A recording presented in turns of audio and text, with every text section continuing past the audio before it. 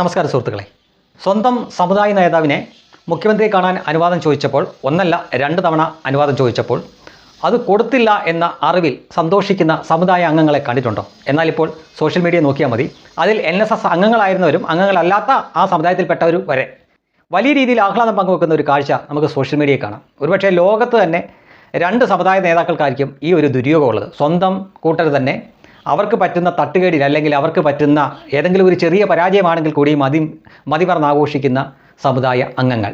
അതിലൊന്നാണ് ശ്രീ സുകുമാരൻ നായരും മറ്റൊന്ന് വെള്ളാപ്പള്ളി നടേശനുമാണ്. NSSൻ്റെ സ്വയം പ്രഖ്യാപിത പോപ്പ് എന്ന് പറഞ്ഞുകൊണ്ട് നിൽക്കുന്ന ആളാണ് സുകുമാരൻ നായർ. അദ്ദേഹം ഒന്നല്ല രണ്ട് തവണ കേരളത്തിലെ മുഖ്യമന്ത്രിയായ വി ഡി സതീശനെ കാണാൻ സമയം ചോദിച്ചു. പക്ഷേ രണ്ട് തവണയും മൈൻഡ് ചെയ്തില്ല, അനുവദിച്ചില്ല. അതുകൊണ്ട് ഇപ്പോൾ വി ഡി സതീശന് അഹങ്കാരമാണെന്നാണ് പറഞ്ഞിരിക്കുന്നത്. വി ഡി സതീശൻ വിചാരിച്ചാൽ NSSനെ ഒന്നും ചെയ്യാൻ പറ്റില്ലെന്നും NSS വിചാരിച്ചാൽ എന്നാൽ പലതും ചെയ്യാൻ പറ്റുമെന്നാണ് ഈ പെരുന്നയിലെ പോപ്പ് പറയുന്നത്. അപ്പോൾ വ്യാപകമായ രീതിയിൽ ഇയാളെ ചീത്ത വിളിക്കുന്നുണ്ട് ഈ NSS ഉള്ള ആളുകൾ തന്നെ.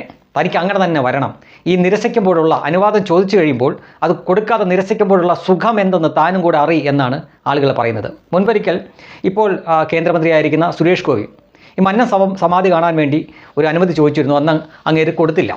അത് കുറച്ച് പഴയ സംഭവമാണ്. എന്നാൽ ഈ അടുത്ത കാലത്തായിട്ട് ഇന്ത്യയുടെ ഉപരാഷ്ട്രപതി CP രാധാകൃഷ്ണൻ എന്ന വ്യക്തി, അദ്ദേഹം തമിഴ്നാട്ടുകാരനാണ്.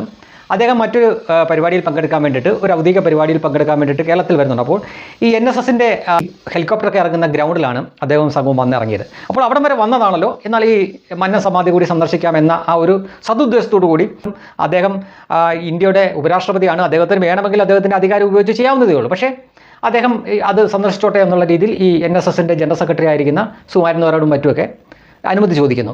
കൊടുത്തില്ല. നേരത്തെ കാലത്തെ തന്നെ ചോദിക്കണമായിരുന്നു, എങ്കിലേ കിട്ടത്തുള്ളൂ എന്നാണ് പറയുന്നത്. എന്ന് വെച്ചാൽ ഭയങ്കരമായിട്ട് സുരക്ഷാ സംവിധാനങ്ങളൊക്കെ ഉള്ളൊരു സ്ഥലമല്ലേ ഈ പറയുന്നത്.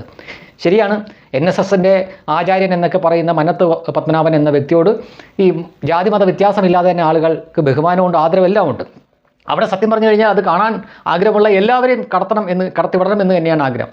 മന്നത്ത് പത്മനാഭൻ്റെ ഇന്നിപ്പോൾ ജീവിച്ചിരിക്കുന്ന അദ്ദേഹത്തിൻ്റെ കുടുംബ അംഗങ്ങൾക്ക് പോലും അവിടെ പ്രവേശിക്കാൻ അനുവാദമില്ല, ഇയാൾ കൊടുക്കില്ല. അതാണ് ഇപ്പോൾ നടന്നുകൊണ്ടിരിക്കുന്ന സംഭവം. അവിടെ ഇന്ത്യയുടെ ഉപരാഷ്ട്രപതി കാണാൻ അനുവാദം ചോദിച്ചപ്പോൾ ഇയാൾ കൊടുത്തില്ല.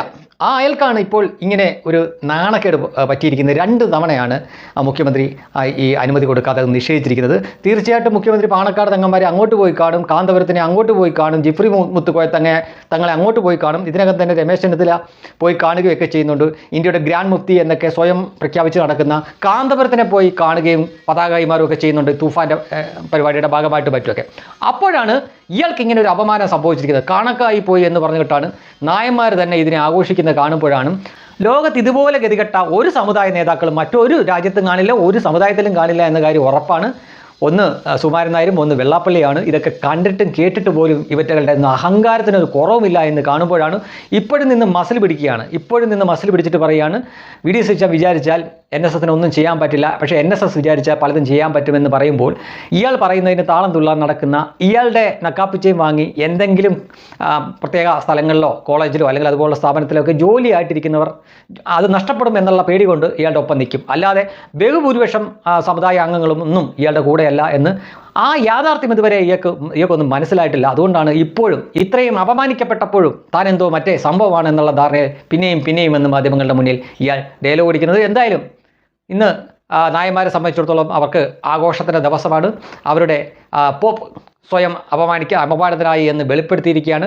ഒന്നല്ല രണ്ട് തവണ കേരളത്തിൻ്റെ മുഖ്യമന്ത്രി അദ്ദേഹത്തെ കാണാനുള്ള സമയം ചോദിച്ചുകൊണ്ട് ഇവർ അദ്ദേഹത്തെ സമീപിച്ചപ്പോൾ അല്ലെങ്കിൽ അദ്ദേഹത്തിൻ്റെ ഓഫീസിനെ സമീപിച്ചപ്പോൾ രണ്ട് തവണയും ഇപ്പോൾ സൗകര്യമില്ല എന്ന് പറഞ്ഞ് നിരസിച്ചിരിക്കുകയാണ്. ജോറായിട്ടുണ്ട് എന്ന് മാത്രമേ പറയൂ.